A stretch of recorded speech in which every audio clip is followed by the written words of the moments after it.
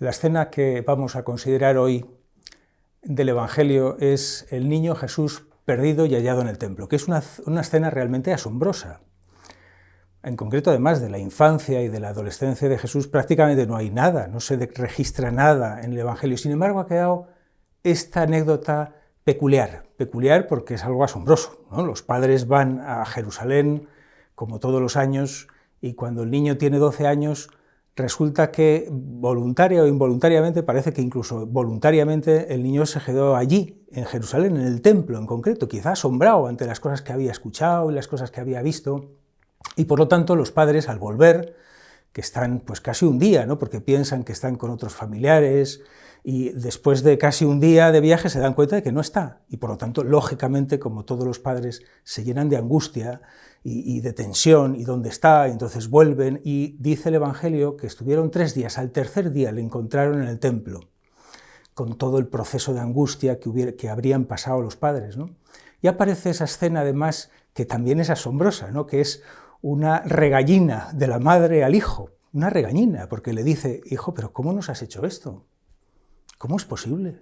Si estábamos tu padre y yo buscándote angustiados. E incluso más asombrosa todavía es la respuesta del hijo de Jesús, que es tan bueno y que siempre ha sido tan dócil y tan obediente, y sin embargo por primera vez en el Evangelio aparece y se insinúa una misión que está muy por encima de lo que están viviendo, muy por encima de los padres, muy por encima incluso pues, de las cosas habituales. Dice: mira, es que me tengo que dedicar a las cosas de mi Padre, es que no sabíais eso de mi Padre Dios.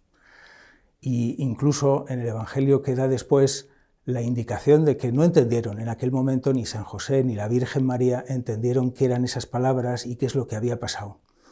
Bueno, esto como el Evangelio, como todo el Evangelio, siempre nos da una grandísima luz, o sea, nos está hablando porque es palabra para nuestra vida y nos está diciendo cosas, nos está iluminando cosas para nuestra vida. ¿Qué cosas nos ilumina esto? Es evidente que nosotros también en nuestra vida cristiana pasamos esos momentos de angustia, de desesperación, a lo mejor momentos de zozobra, donde no entendemos las cosas. Por lo tanto, también ahí aprendemos de la Virgen. La Virgen también pasó esa situación en la cual lo pasó mal. Podríamos decir incluso que era un momento de crisis. Por eso nos habla a nosotros. ¿Cómo se solucionan esas situaciones? ¿Qué hacemos ante una situación en la que estamos pasando mal? ¿Cómo reaccionamos? ¿Qué hacemos? ¿Cómo buscamos de verdad a Jesús? En el fondo, toda la escena tiene como fondo, como esencia, el que hay que buscar con urgencia a Jesús. Esto nos dice cosas para nuestra vida. También nosotros tenemos que buscar a Jesús con urgencia. Es bueno que lo busquemos. A veces cuando estamos mal, cuando estamos en una situación de crisis, ¿qué hago? Buscar a Jesús, buscarle de verdad, con intensidad, con fuerza.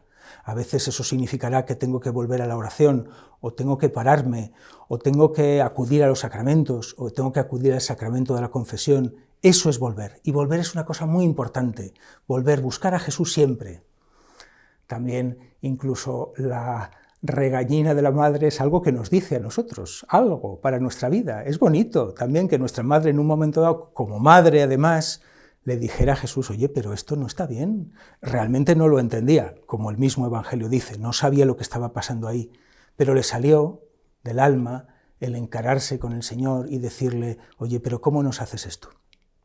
Bueno, nosotros también, no es una cosa mala, que nosotros a veces ante las dificultades, ante el dolor, ante una cruz, ante algo duro que nos ha pasado, una familiar que ha fallecido, una situación dolorosa en el trabajo, una enfermedad, una situación, una catástrofe, a veces vivimos, como ahora también, una situación difícil.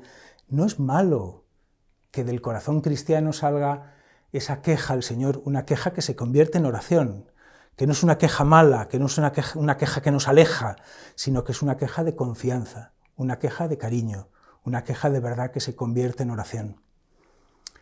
Es interesante también, y nos dice también para nuestra vida, esa respuesta del Señor, una respuesta que nos abre todo un panorama, y es que la voluntad de Dios es siempre lo más importante. ¿No sabéis que dedicarme a las cosas de mi Padre?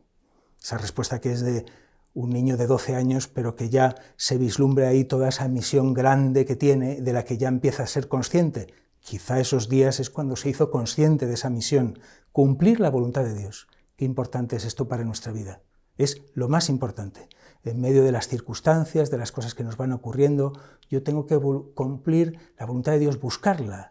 Señor, ¿qué quieres de mí? ¿Qué estás esperando de mí? ¿Cuál es mi misión? Esto es esencial para nuestra vida cristiana, por eso esta escena nos habla de eso también y nos hace pensarlo y meditarlo. Esa pequeña alusión que dice sobre los padres inmediatamente después de este diálogo es que ellos no lo entendieron, no lo comprendieron. ¿Cuántas veces en nuestra vida también nos pasa eso? Que no entendemos las cosas, no entendemos por qué nos ha sucedido esto, no entendemos qué sentido tiene, Señor, Dios mío, ¿por qué consientes esto? A veces lo decimos y lo formulamos así. ¿Cómo es posible que Dios consienta esto?